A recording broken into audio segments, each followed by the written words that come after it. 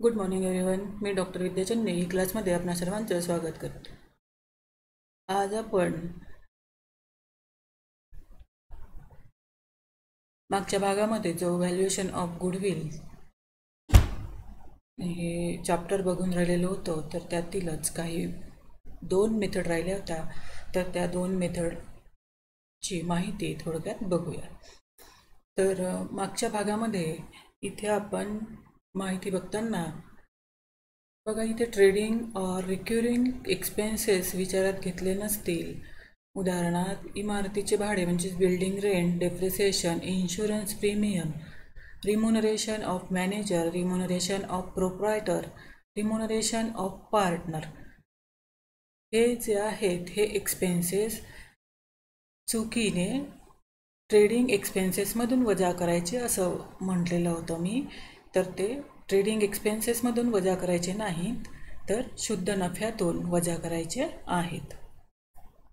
म्हणून इथे दिलेलं पण आहे, पण ते बोलताना होऊन गेलेलं. म्हणून हे लक्षात ठेवायचं की हे जे एक्सपेन्सेस आहे हे एक्सपेन्सेस नेहमी शुद्ध नफ्यातूनच मायनस करायचे आहे, म्हणजे नेट प्रॉफिटमधूनच मायनस करायचे आहे. त्यानंतर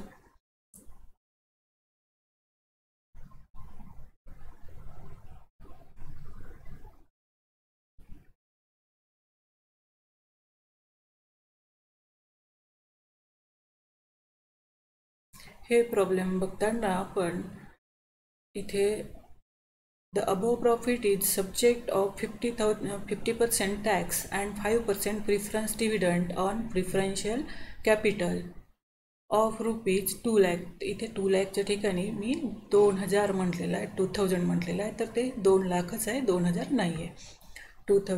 2 लाखच आहे. हे एक गोष्ट लक्षात घ्याल. आणि त्यानंतर फिक्स असेट जी आहे ते आपण फिक्स असेट म्हणता थांबून गेलेलो. तर फिक्स असेट जी आहे ती आतापर्यंत जी आपण फिक्स असेट बघत होतो, तर तीच फिक्स असेट आता याही चॅप्टरमध्ये आहे. आपण प्रॉब्लेम जास्त घेतलेले नाही, पण तरीही फिक्स असेट म्हटलं इथे भांडवली स्वरूपाचे खर्च, नाममात्र संपत्ती. इथे फक्त नाममात्र संपत्ती किंवा फिक्सेसियस असेट पाहिलेली आपण. तर ही फिक्स असेट जी आहे, करंट असेट किंवा फिक्स असेट जी आहे ती इथे फक्त एवढं दिलेलं आहे की स्थिर व चल संपत्तीचे बाजार मूल्य म्हणजेच मार्केट मूल्य समाविष्ट करावे. आपण नेहमी तेच करतो.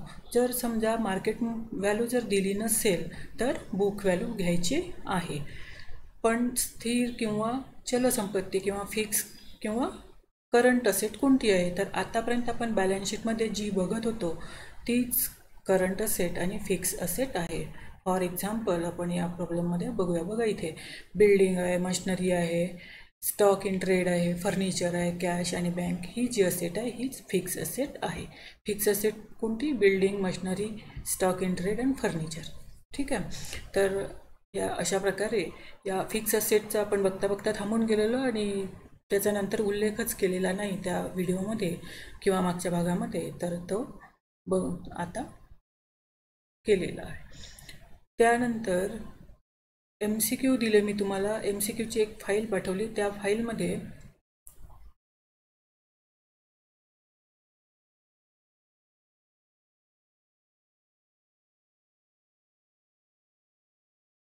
पर शेअर व्हॅल्यू दिलेली असताना काय करायचं तेही दिलेलं आहे.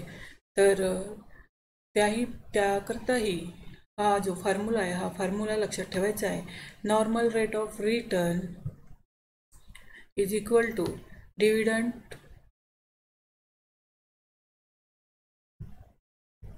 पर share divided by market value per share into 100. हा जो फॉर्म्युला आहे या फॉर्म्युल्यानुसार तुम्हाला पर शेअर व्हॅल्यू काढता येते. जेव्हा या तिन्हीपैकी कुठलीही एक व्हॅल्यू दिलेली नसेल, नॉर्मल रेट ऑफ रिटर्न दिलेला नसेल तर नॉर्मल रेट ऑफ रिटर्न निघेल, किंवा नॉर्मल रेट ऑफ रिटर्न दिलेला आहे आणि मार्केट व्हॅल्यू पर शेअर दिलेली आहे तर डिव्हिडंड पर शेअर निघेल. डिव्हिडंड पर शेअर जर दिलेला असेल तर मार्केट व्हॅल्यू पर शेअर निघेल. तर हे पर शेअर जेव्हा म्हटलं कॅल्क्युलेट करा म्हणून, तर पर शेअर व्हॅल्यू जेव्हा कॅल्क्युलेट करा म्हटलं तेव्हा हा फॉर्म्युला यूज करायचा. त्यानंतर आज आपण ज्या 4 हे होत्या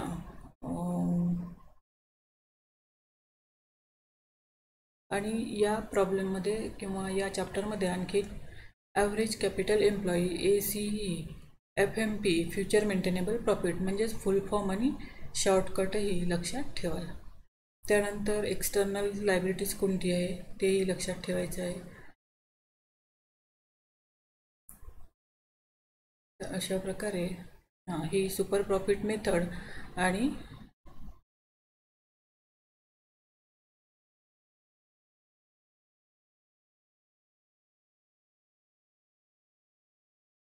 ॲव्हरेज प्रॉफिट मेथड आपण कालच्या भागात बघितलेली होती, मागच्या भागामध्ये बघितलेली होती. तर आजच्या भागामध्ये थोडक्यात ॲन्युटी मेथड आणि कॅपिटलायझेशन मेथड ही बघूया.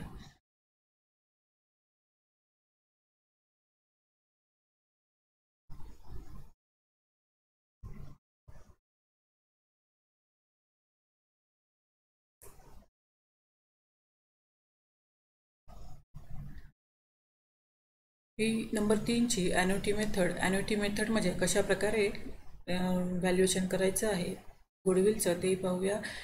सर्वात पहिल्यांदा वार्षिकी पद्धतीत ख्यातीचे मूल्य अशा रीतीने निश्चित करण्यात येते की ज्यात व्याजाचाही समावेश असतो. आतापर्यंत ज्या 2 मेथड बघितलेल्या होत्या ही 3 नंबरची मेथड आहे. म्हणून लक्षात ठेवायचे की वार्षिकी मेथडमध्ये म्हणजेच ॲन्युटी मेथडमध्ये व्याजाचा इंटरेस्टचाही समावेश असतो. आतापर्यंतच्या ज्या 2 मेथड होत्या त्यामध्ये व्याजाचा समावेश नव्हता. म्हणजे आता हे व्याज कोणतं आहे तर आपण इथे जर थोडासा लक्ष दिलं आपण तर असं लक्षात येते की जो अधिनफा आहे म्हणजे सुपर प्रॉफिट आहे. तर सुपर प्रॉफिट आणि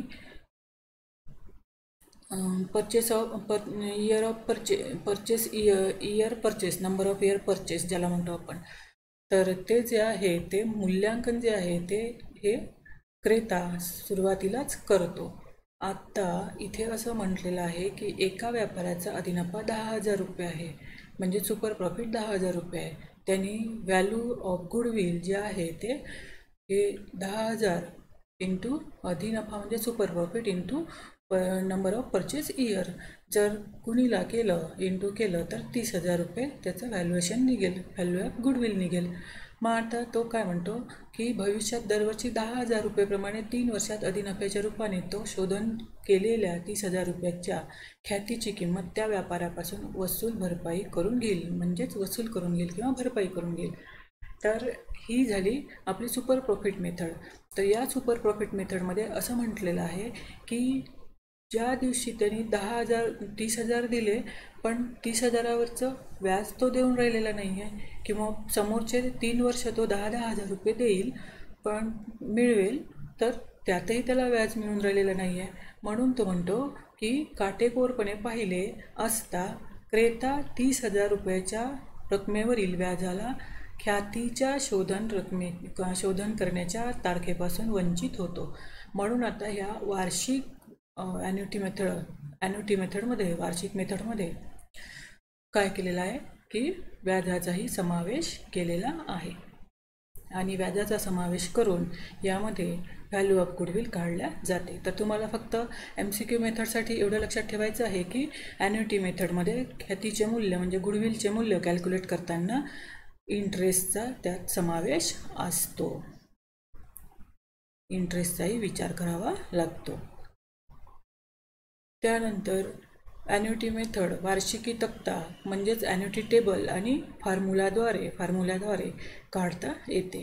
आता हा वार्षिकी तक्त्यासाठी 1 रुपया असताना, 1 रुपयापेक्षा कमी असताना आणि 1 रुपयापेक्षा जास्त असताना वार्षिकी सारणीत निरनिराळ्या व्याजाच्या दरांनी निरनिराळ्या कालावधीकरता अधिनफा 1 रुपया असताना त्याचे वर्तमान मूल्य किती राहील प्रेझेंट व्हॅल्यू ऑफ ॲन्युटी ॲज ₹1 याचा तक्ता किंवा सारणी दिलेली असते. त्यासाठी किती वर्षाची वार्षिकी आहे म्हणजेच वार्षिक अधिनफा किती आहे व व्याजाचा दर किती आहे या बाबी विचारात घ्याव्या लागतात. जर या बाबी प्रॉब्लेममध्ये दिलेल्या असेल तर तुम्ही आरामात काय करता ॲन्युटी मेथडनुसार व्हॅल्यू ऑफ गुडविल काढू शकता. कोणत्या अधिनफा वार्षिक अधिनफा म्हणजे सुपर प्रॉफिट आणि व्याजाचा दर इंटरेस्ट रेट. तर हा ॲन्युटी टेबल आहे. या ॲन्युटी टेबलचा जनरली कुठे आता उपयोग होतो ते मी समोर सांगते, पण तुम्हाला MCQ करता जास्त उपयोग होणार नाही.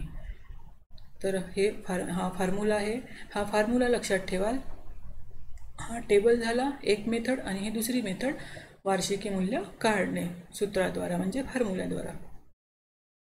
तर फॉर्म्युला आहे present value of annuity is equal to 1 minus 100 in bracket 100 divided by 100 plus R, आणि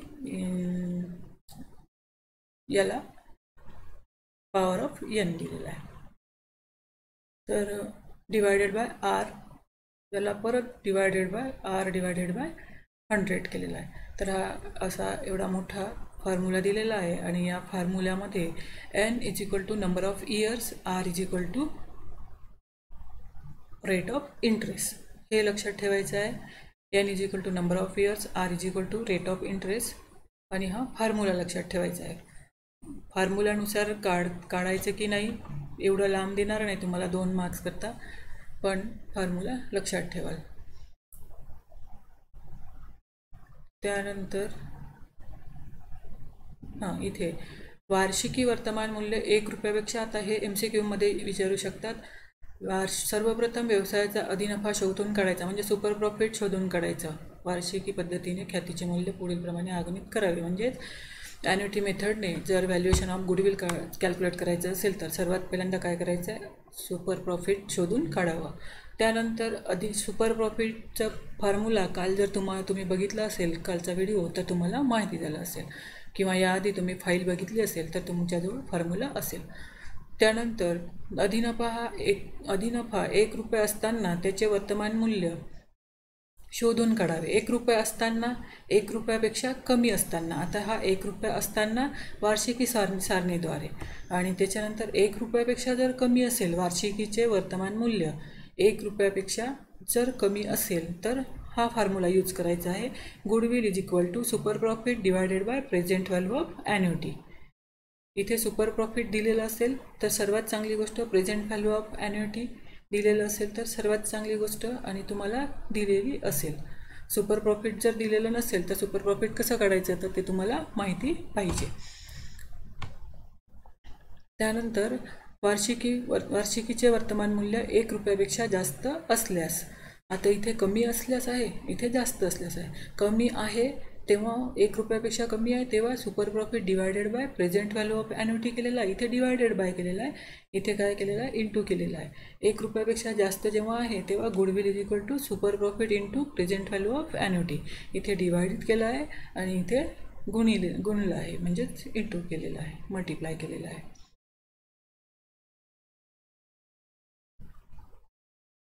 व्यवसायातील हे MCQ करता व्यवसायातील विनियोजित भांडवल म्हणजेच कॅपिटल एम्प्लॉई वजा केल्यानंतर ख्यातीचे मूल्य कळते. हे छोटंसं एक प्रॉब्लेम दिलेला आहे इथे. Average normal profit of x company limited is rupees 1 lakh. आता ॲव्हरेज नॉर्मल प्रॉफिट दिलेला आहे 1 लाख रुपये. It is expected that for 8 years करता company will go on making this profit. Company will go on making this profit. Normal yield from similar company is 5%. The present value of an annuity of rupees 0.154772 for 8 years. आता ॲन्युटीची इथे value of ॲन्युटी दिलेली आहे. ॲन्युटीची value दिली तर आपण कशा प्रकारे calculate करू शकतो ते बघूया. At 5% for 8 years at 5% is rupees 1. 1 रुपयाकरता एवढी ॲन्युटीची व्हॅल्यू दिलेली आहे वार्षिकीची. Capital employee is rupees 6 lakh. Find out the value of goodwill according to annuity method. Annuity मेथडनुसार गुडविल कसं काढायचं. तर सुरुवातीला आपल्याला ॲव्हरेज प्रॉफिट काढायचं आहे. ॲव्हरेज प्रॉफिट त्यांनी दिलेला आहे 1 लाख रुपये. ॲव्हरेज नॉर्मल प्रॉफिट 1 लाख रुपये दिलेला आहे.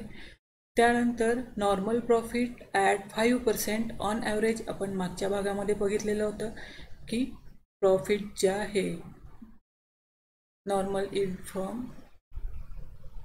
Similar company is 5%. तर normal profit at 5% on average हे मायनस करायचं आहे. त्यानंतर कशावर 5% केलेलं आहे तर कॅपिटल एम्प्लॉई इज ₹6 लाख. 6 लाखावर हे मायनस केलेलं आहे. 6 लाखावर कॅल्क्युलेट केलेलं आहे 5%, 30,000 रुपये. ॲव्हरेज प्रॉफिटमधून जर हे कॅपिटल एम्प्लॉई म्हणजेच normal profit 5% on average capital employee. Average capital एम्प्लॉईवर नॉर्मल प्रॉफिट कॅल्क्युलेट करायचं आहे 5%. ते जर केलं तर आपल्याला ॲन्युअल सुपर प्रॉफिट मिळते. आता तुम्हाला एक गोष्ट लक्षात ठेवायची आहे की ॲव्हरेज प्रॉफिटमधून काय मायनस करायचं आहे तर नॉर्मल प्रॉफिट मायनस करायचं आहे. ते कशावर कॅपिटल एम्प्लॉईवर. हे जर मायनस केलं तर आपल्याला ॲन्युअल सुपर प्रॉफिट मिळते. त्याच्यानंतर मग goodwill, value of goodwill is equal to super profit divided by present value of annuity. आता इथे सुपर प्रॉफिटच्या ठिकाणी काय केलं आहे 70,000 ही व्हॅल्यू पुटअप केली आहे आणि प्रेझेंट व्हॅल्यू ऑफ ॲन्युटी या प्रॉब्लेममध्ये दिलेली आहे 0.154772 ही पुटअप केलेली आहे. तर अशा प्रकारे इथे व्हॅल्यू ऑफ गुडविल मिळालेला आहे. म्हणजे सुपर प्रॉफिट काढायच्या किती मेथड आहे हे तुम्ही जर फॉर्म्युले जर लिहून ठेवले स्टेप बाय स्टेप तर तुम्हाला लक्षात येईल. त्यानंतर सेकंड प्रॉब्लेम दिलेला आहे. सेकंड प्रॉब्लेममध्ये व्हॅल्यू दिलेले आहेत. त्या व्हॅल्यूवरून तुम्हाला त्याचे फॉर्म्युले लक्षात घ्यायचे आहे की याला काय म्हणतात. याला जनरली आपण ॲव्हरेज प्रॉफिट म्हटलेलं आहे. ॲव्हरेज प्रॉफिट अपॉन 3 म्हणजे काय तर 3 इयर परचेस दिलेला आहे या प्रॉब्लेममध्ये. तर 3 इयर परचेस घेतलेला आहे म्हणजेच annual average profit is equal to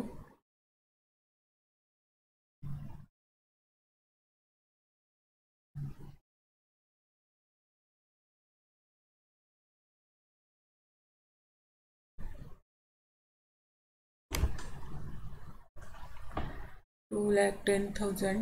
आता हे जे आहेत आपण ॲन्युअल ॲव्हरेज प्रॉफिटमधून जर अशा प्रकारे काढलं तर याला आपण जवळपास फ्युचर मेंटेनेबल प्रॉफिट म्हणतो.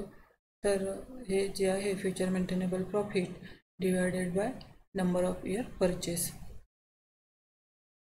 हे अशा प्रकारे याला तुम्हाला काय म्हणायचं आहे. मी आता फ्युचर मेंटेनेबल प्रॉफिट म्हटलेलं आहे पण तेही मी कन्फर्म नाही आहे तर तुम्हाला हे शोधायचं आहे या प्रॉब्लेममध्ये.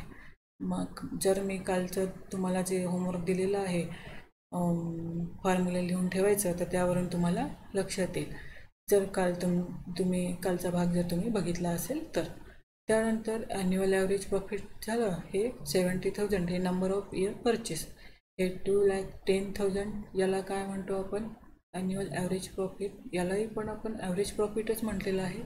तर ॲव्हरेज प्रॉफिट काढल्यानंतर आता सद्यस्थितीत आपण ॲव्हरेज प्रॉफिटच पकडू याला.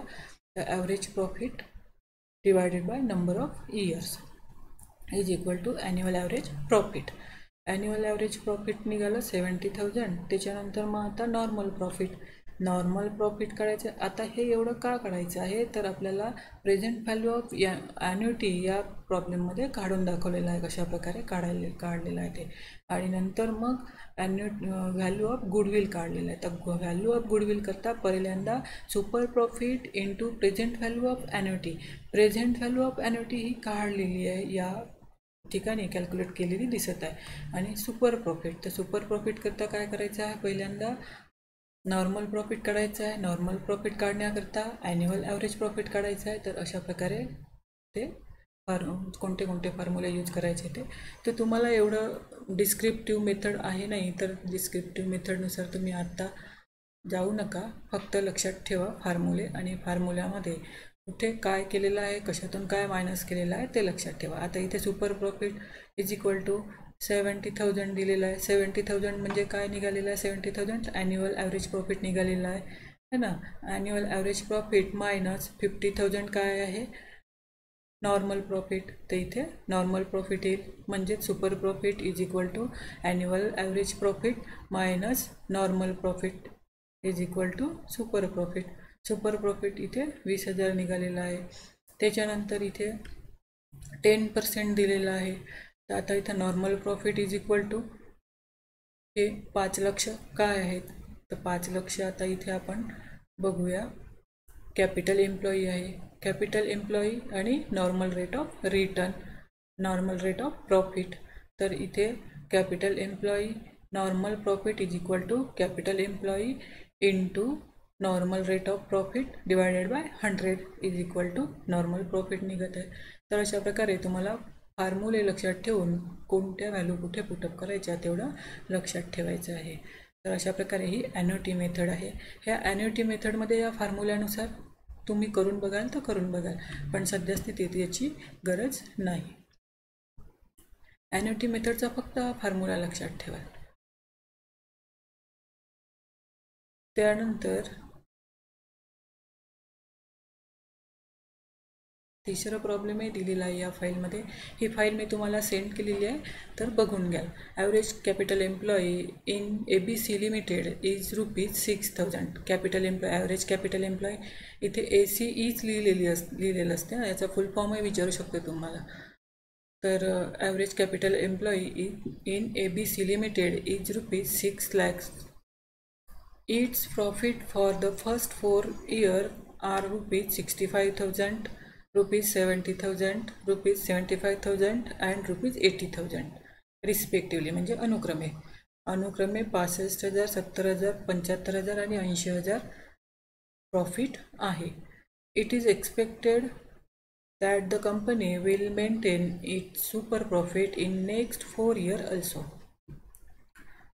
Take present value of an annuity of 0.282010 at 5% for 4 years as ₹1. 1 रुपयासाठी ॲन्युटी किती आहे? 0.282012. Fair return is expected to be 11%. Calculate goodwill according to annuity method. Annuity method प्रमाणे आता या एवढ्या जर आपल्याला व्हॅल्यू दिलेल्या आहेत तर या व्हॅल्यूनुसार काय करू शकतो. तर सर्वात पहिल्यांदा average annual profit as FMP म्हणजेच फ्युचर मेंटेनेबल प्रॉफिट काढलेलं आहे. फ्युचर मेंटेनेबल प्रॉफिट म्हणजेच average annual profit is equal to future maintainable profit आहे. तुम्हाला माहिती आहे, मागच्या भागामध्ये आपण बघितलं. तर पहिल्यांदा आपण ॲव्हरेज ॲन्युअल प्रॉफिट बघूया. ॲव्हरेज ॲन्युअल प्रॉफिटमध्ये काय करायचं आहे, पूर्ण जो ह्या आहे ॲव्हरेज आहे म्हणजे 4 वर्षाचा जो प्रॉफिट आहे ते प्लस करायचं आहे आणि त्याला 4ने भागायचं आहे, 4ने डिवाईड करायचं आहे, म्हणजेच ॲव्हरेज ॲन्युअल प्रॉफिट निघेल. त्यानंतर हा ॲव्हरेज ॲन्युअल प्रॉफिट आलेला आहे 72,500. 72,500 यातून काय केलेलं आहे, normal profit minus normal profit at 11% on average capital employee of ₹6 lakhs. आता या नेहमी लक्षात ठेवायचं की नॉर्मल प्रॉफिट दिलेला हा जो पर्सेंटेज दिलेला आहे नॉर्मल रेट ऑफ प्रॉफिट, तर हा काय करायचा कॅपिटल एम्प्लॉईवरच काढायचा आहे.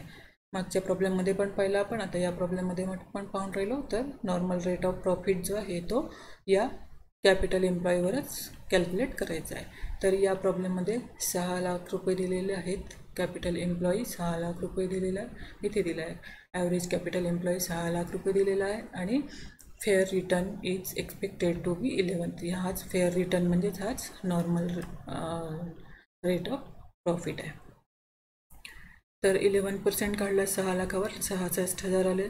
72,500मधून 66,000 मायनस केलं, सुपर प्रॉफिट 6,500 आलेला. आता goodwill, value of goodwill is equal to super profit divided by present value of annuity. Super profit निघालेला आहे 6,500 आणि प्रेझेंट व्हॅल्यू ऑफ ॲन्युटी दिलेली आहे प्रॉब्लेममध्ये 0.282012. तर कॅल्क्युलेशन जर केलं तर व्हॅल्यू ऑफ गुडविल निघते 23,049. अशा प्रकारे फॉर्म्युले लक्षात ठेवून त्यामध्ये व्हॅल्यू पुटअप करायचे आहेत. काही गोष्टी आपल्याला करताही लक्षात येते. जसं आता मी तुम्हाला सांगितलं की नॉर्मल रेट ऑफ प्रॉफिट हा जो आहे तो हा ॲव्हरेज कॅपिटल एम्प्लॉईवरच घ्यायचा आहे.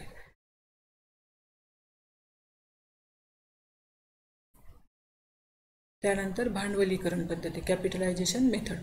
कॅपिटलायझेशन मेथडमध्ये सरासरी नफ्याच्या भांडवलीकरणाद्वारे आणि अधिनफ्याच्या भांडवलीकरणाद्वारे म्हणजेच ॲव्हरेज प्रॉफिट आणि सुपर प्रॉफिट याच्याद्वारेच करता येते. नंबर 1 दिलेला capitalise value of profit is equal to average profit upon normal rate of profit तोच आहे इंटू 100. हा फॉर्म्युला लक्षात ठेवायचा आहे. आणि त्यानंतर दुसरा जो हे आहे, त्यानंतर नफ्याच्या भांडवली मूल्यातून विनियोजित भांडवल उणे केल्यास ख्यातीचे मूल्य कळते. म्हणजेच व्हॅल्यू ऑफ गुडविल. पहिल्यांदा कॅपिटलायझेशन व्हॅल्यू ऑफ प्रॉफिट काढायचं आणि त्याच्यानंतर मग व्हॅल्यू ऑफ गुडविल काढायची. पहिल्यांदा कॅपिटलायझेशन व्हॅल्यू ऑफ प्रॉफिट निघालं की त्यातून काय करायचं, मग value of goodwill is equal to capitalisation value of profit minus capital employee. म्हणून इथे म्हटलेलं आहे की भांडवली मूल्यातून विनियोजित भांडवल उणे केल्यास, म्हणजेच कॅपिटलाइज व्हॅल्यू ऑफ प्रॉफिटमधून कॅपिटल एम्प्लॉई मायनस केल्यास व्हॅल्यू ऑफ गुडविल मिळते. त्यानंतर सुपर प्रॉफिट मेथडने अधिनफ्याच्या भांडवलीकरणाद्वारे म्हणजेच कॅपिटलायझेशन ऑफ सुपर प्रॉफिट याद्वारे जर काढायचं आहे तर value of goodwill is equal to annual super profit divided by normal rate of return, normal rate of profit, normal rate of return किंवा normal rate of profit into 100. हा जो formula आहे या फॉर्म्युल्यानुसारही तुम्हाला काय करता येते, व्हॅल्यू ऑफ गुडविल काढता येते किंवा कॅल्क्युलेट करता येते. तर अशा प्रकारे अधिनफ्या, आता इथे हे दिलेलं असेल, व्हॅल्यू दिलेले असेल तर ठीकच आहे, पण या कॅपिटलायझेशनमध्ये ह्या 2 मेथड लक्षात ठेवायच्या. Valuation of goodwill by capitalisation of average profit आणि सेकंड आहे valuation of goodwill by capitalisation of super profit. इथे कॅपिटलायझेशन ऑफ सुपर प्रॉफिट आणि इथे कॅपिटलायझेशन ऑफ ॲव्हरेज प्रॉफिट, एवढाच फरक आहे. हे झाल्या भांडवलीकरण पद्धती किंवा कॅपिटलायझेशन मेथड. अशा प्रकारे हे व्हॅल्युएशन ऑफ गुडविल हे चॅप्टर आहे. हे प्रॉब्लेम मी याच्याकरता दिलेला आहे फाईलमध्ये की याच्यामध्ये स्टेप बाय स्टेप तुम्हाला गुडविलपर्यंत जाऊन पोचता येते. तर या कॅपिटलायझेशन मेथडमध्ये हे प्रॉब्लेम दिलेला आहे. या प्रॉब्लेममध्ये बघा, ascertain the value of goodwill of Maharshi company limited carrying on business as retail traders from the following information. Adopt capitalisation method. Capitalisation मेथडनुसार लायबिलिटी साईडनी तुम्हाला एक गोष्ट आणखीन मला सांगायची आहे की जे हे आहेत, आता मी आणखीन एक व्हिडिओ पाठवेल तुम्हाला लिक्विडेशन ऑफ कंपनीवर. बाकी तुम्ही त्याच्यानंतर मग इन्शुरन्स कंपनीचा आणि बँकिंग कंपनीचा तसंच तुम्हाला करायचं आहे. जमलंच तर इन्शुरन्स कंपनीचा पाठवेल, नाहीतर मग लिक्विडेशन ऑफ कंपनीचाच पाठवेल. तर तुम्हाला एक गोष्ट लक्षात ठेवायची आहे की ज्याप्रमाणे टॅक्स अकाउंटमध्ये रेट वगैरे चेंज होतात, तसंच यामध्ये फायनान्शियल अकाउंटमध्ये काहीही चेंज होत नाही. तुम्ही आता 11वी 12वीपासून 11th 12thपासून बघून राहिले असाल तर balance sheet, profit and loss account आणि trading account, profit and loss account आणि बॅलन्स शीट बघून राहिले असाल तर तुम्हाला बॅलन्स शीटमध्ये डेबिट साईड जी आहे किंवा लेफ्ट साईड जी आहे ती लायबिलिटी साईडच आहे आणि राईट साईड जी आहे किंवा क्रेडिट साईड जी आहे ती असेट साईडच आहे. असेट साईडला आपण असेटच लिहितो, त्याच्यामध्ये फिक्स असेटच असतात, करंट असेटच असतात. याच्यामध्ये पहिल्यांदा आपण कॅपिटलच लिहितो, त्याच्यानंतर प्रॉफिट अँड लॉस लिहितो, त्याच्यानंतर बँक ओव्हरड्राफ्ट लिहितो, त्याच्यानंतर सन्ट्री क्रेडिटर्स लिहितो किंवा त्याच्यानंतर आणखीन आपल्याला फंड वगैरे असतात ते. तर हे जे आहे हे जसंच्या तसं असते. म्हणून आता आपण नेक्स्ट जो व्हिडिओ बघणार आहोत किंवा नेक्स्ट जे चॅप्टर बघणार आहोत लिक्विडेशन ऑफ कंपनी, त्या लिक्विडेशन ऑफ कंपनीमध्ये पण तेच आहे. जर फॉर्मॅट तुम्ही बघितलं असेल तर फॉर्मॅट जसंच्या तसं हे करायचं आहे. पण आता फॉर्मॅटचा अर्थ काय होतो तेवढं मी तुम्हाला सांगेल की फॉर्मॅटमध्ये काय दिलेलं आहे. पण ते जे आहे ते बदलणार नाही आहे. म्हणून तुम्ही फॉर्मॅट जसंच्या तसं नोटबुकमध्ये उतरवून ठेवा, लिहून ठेवा आणि त्यावरूनच MCQ कशाप्रकारे विचारू शकते ते मी तुम्हाला सांगते. मग बाकी चॅप्टरचं पण असंच करून ठेवा. हे मी सांगायला तुम्हाला हे सांगितलं की फॉर्मॅट जे आहे ते जसंच्या तसेच. जसं तुम्हाला इथे प्रॉफिट अँड लॉस अकाउंट आहे, हा प्रॉफिट अँड लॉस अकाउंट त्याला काय म्हणते आपल्या प्रॉफिट अँड लॉस अकाउंटवरूनही घेतल्या जाते. प्रॉफिट अँड लॉस अकाउंटमध्ये जर समजा तो डेबिट साईडने असेल तर आपण इथे लायबिलिटी साईडने लिहितो. जर समजा तो कॅपिटल क्रेडिट साईडने असेल प्रॉफिट अँड लॉस अकाउंटमध्ये तर तो आपण कुठे लिहितो, प्लस किंवा मायनस केलं जाते. हां, जाऊ दे. तर हे सांगायचा अर्थ असा माझा की हे जे आहेत हे फॉर्मॅट जसंच्या तसं आहे. सन्ड्री क्रेडिटर्स आपण लायबिलिटी साईडलाच लिहितो, सन्ड्री डेब्टर्स जे आहेत ते आपण असेट साईडलाच लिहितो. तर हे जे आहे जसंच्या तसंच लिहायचं. तर ते इन्शुरन्सचं जे चॅप्टर आहे त्या चॅप्टरमध्येही तुम्हाला जे काही फॉर्मॅट दिलेले आहे ते जसेच्या तसे आहेत. त्याच्यामध्ये कशातून काय मायनस करायचं आहे तेवढं तुम्हाला लक्षात ठेवायचं आहे. म्हणजे तेच तुमचं MCQ करता भांडवल होऊन जाईल, म्हणजेच MCQ करता आन्सर होऊन जाईल भांडवल म्हणण्यापेक्षा. तर आपण स्टेप बाय स्टेप घेऊया. तर आता सद्यस्थितीत हे प्रॉब्लेम तुम्हाला 1 मिनिटात सांगून देते कशा प्रकारे. याच्यामध्ये लायबिलिटी साईडला हे प्रॉफिट अँड लॉस अकाउंट बरोबर मी सांगितलं तसं आहे की नाही तर मला सांगाल मग. हां, तर लायबिलिटी साईडला लायबिलिटी दिलेली आहे आणि त्याच्यानंतर असेट साईडला असेट दिलेली आहे. तर आणि बॅलन्स शीट बरोबर आलेली आहे. खाली दिलेला आहे the company Cummins operation in the year 1992 to 93 with an authorized capital of rupees 50 lakh. आता ऑथराईज कॅपिटल म्हटलेलं आहे पण ऑथराईज कॅपिटल आपण कुठे इथे घेत नाही आहे ना, आपल्याला माहिती आहे. घेतलं आहे तरी इथे क्लोज करून टाकतो बॅलन्स शीटमध्ये. The profit earn before providing for taxation have been as 94चं प्रॉफिट दिलेलं आहे 2,44,000. 95चं प्रॉफिट दिलेलं आहे 2,56,000. 96चं प्रॉफिट दिलेलं आहे 2,86,000. 97चं प्रॉफिट दिलेलं आहे 3,12,000. 98चं प्रॉफिट दिलेलं आहे 3,40,000. You may assume that income tax at the rate of 50% is payable on this profit. या प्रॉफिटवरच काय करायचं आहे 50% इन्कम टॅक्स पेएबल करायचं आहे. त्यानंतर the average dividend paid by the company for the last 4 years at 10%, which is take at responsible return expected on the capital invested in the business. त्यांनी काढायला काय सांगितलं आपल्याला, ascertain the valuation of goodwill. ठीक आहे, ascertain the valuation of goodwill of Maharshi company limited. Valuation of गुडविलच काढायला सांगितलेली आहे. त्याच्यामध्ये आपल्याला बघायचं आहे की कॅपिटलायझेशन मेथडनीच काढायचं आहे. कॅपिटलायझेशन मेथडनी 2 मेथड आहेत. तर याच्यामध्ये जे मॅटर दिलेलं आहे त्यानुसार आता आपण सोल्युशन बघूया. पहिल्यांदा दिलेलं आहे कॅल्क्युलेशन ऑफ ॲव्हरेज प्रॉफिट. जर समजा अशा प्रकारे जर 4-5 वर्षाचा जर नफा दिलेला असेल आणि प्रॉफिटच दिलेला आहे, लॉस दिलेला नाही आहे, तर पहिल्यांदा ॲव्हरेज प्रॉफिटच काढावं. सुरुवातीला ॲव्हरेज प्रॉफिट काढलं. ॲव्हरेज प्रॉफिट फॉर 5 इयर्स किती आलेलं आहे 2,44,000 plus 2,56,000 plus 2,96,000 plus 3,12,000 plus 3,40,000 is equal to total आलेली आहे 14,38,000. त्यातून मायनस केला 50% इन्कम टॅक्स. आता 50% इन्कम टॅक्स मायनस केला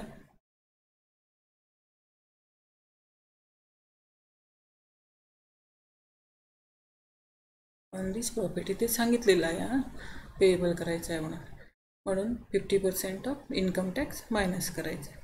मग त्याच्यानंतर ॲव्हरेज प्रॉफिट निघते.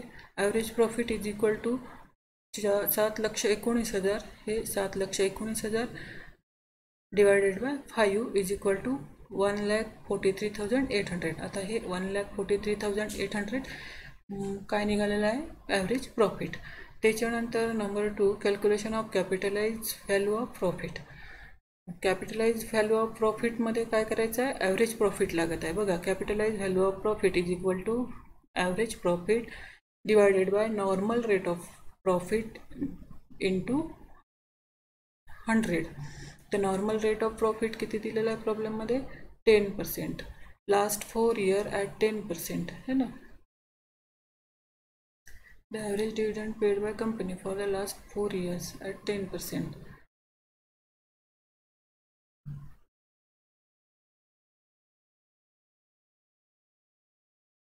ठीक आहे. डिव्हिडंड सांगितलेलं आहे त्याने, ते डिव्हिडंड ते प्रॉफिटवरच दिले जाते. तर नॉर्मल रेट घेतलेला आहे याने 10% आणि ॲव्हरेज प्रॉफिट घेतलेला 1,43,800. 1,43,800 भागिले 10 गुणिले 100 इज इक्वल टू 14,38,000 हे कॅपिटलाइज व्हॅल्यू ऑफ प्रॉफिट आलेलं आहे. कॅपिटलाइज व्हॅल्यू ऑफ प्रॉफिट काढल्यानंतर मग थर्ड स्टेप येते calculation of capital employee. Capital employed काढताना टँजिबल ट्रेडिंग ॲसेट म्हणजेच मूर्त दिसणारी, ठीक आहे, एक्सक्लुडिंग गुडविल वगळता 18 लाख येते. टँजिबल ट्रेडिंग ॲसेट कोणती कोणती आहे, तर बँक ओव्हरड्राफ्ट आहे, सन्ड्री क्रेडिटर्स आहे आणि प्रोव्हिजन फॉर टॅक्स आहे. हे आपल्याला याच्यामध्ये दिलेलं आहे आपल्या बॅलन्स शीटमध्ये, ठीक आहे. प्रोव्हिजन फॉर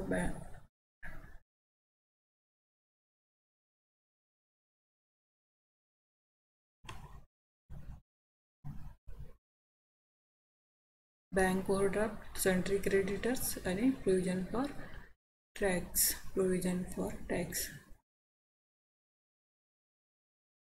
बँक इकडे ठीक आहे लायबिलिटीज म्हटलेलं आहे.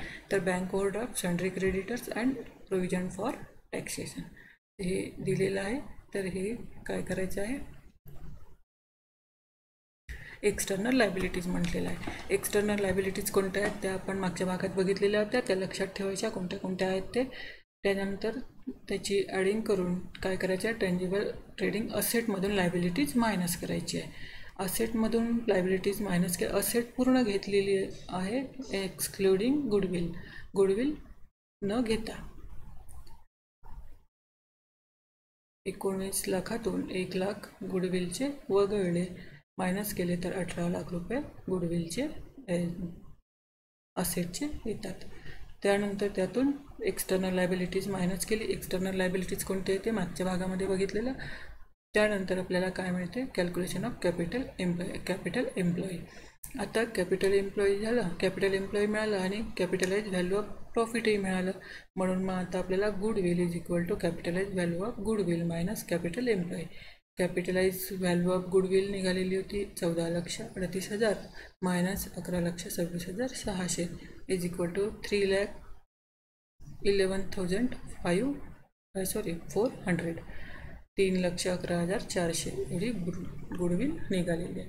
तर सर्वात पहिल्यांदा काय करायचं की ॲन्युटी मेथडने गुडविल काढण्याकरता कोणता हे आहे मेथड आहे, फॉर्म्युला आहे. त्याच्यानंतर कॅपिटलायझेशन मेथडने गुडविल काढण्याकरता कोणता फॉर्म्युला आहे आणि त्यानंतर मग आपल्याला व्हॅल्यू मिळत जातात. कॅपिटलायझेशन मेथडनुसार आता आपण कॅपिटलायझेशन मेथड पाहून राहिलेलो आहे. कॅपिटलायझेशन मेथडने बघण्याकरता कॅपिटलायझेशन व्हॅल्यू ऑफ गुडविल आणि कॅपिटल एम्प्लॉई पाहिजे. तर कॅपिटल एम्प्लॉई काढलेली आपण. कॅपिटल एम्प्लॉई कशाप्रकारे काढले, टँजिबल ट्रेडिंग असेट आणि याच्यातून मायनस केली एक्सटर्नल लायबिलिटीज. जर मायनस केली तर कॅपिटल एम्प्लॉई मिळते. आणि कॅपिटलाइज व्हॅल्यू ऑफ प्रॉफिट करता काय करायचं आहे, तर ॲव्हरेज प्रॉफिट काढायचं आहे, नॉर्मल रेट ऑफ रिटर्न आणि इंटू 100 आहे. आता ॲव्हरेज प्रॉफिट काढण्याकरता काय केलं, 5 वर्षाचा प्रॉफिट घेतला आणि त्याच्यानंतर मग त्यातून काय केलं, 50% टॅक्स पहिल्यांदा मायनस केला आणि त्यानंतर मग ॲव्हरेज प्रॉफिट जो राहिलेला आहे त्याला 5ने भागितलं तर आपल्याला ॲव्हरेज मिळाला. तर अशा प्रकारे फॉर्म्युला घेऊन हे करायचं आहे, प्रॉब्लेम करायचा आहे. तुम्हाला प्रॉब्लेम करायची गरज नाही, फक्त मला एवढं वाटून राहिलेलं आहे की जर समजा तुमच्याजवळ फॉर्म्युले असतील तर फॉर्म्युले एका पेजवरती नोटबुकमध्ये लिहा आणि ते वाचायचा प्रयत्न करा किंवा वाचून ठेवा चांगल्या प्रकारे. इथे हे चॅप्टर संपलेलं आहे. पुढच्या भागामध्ये लिक्विडेशन ऑफ कंपनी बघूया.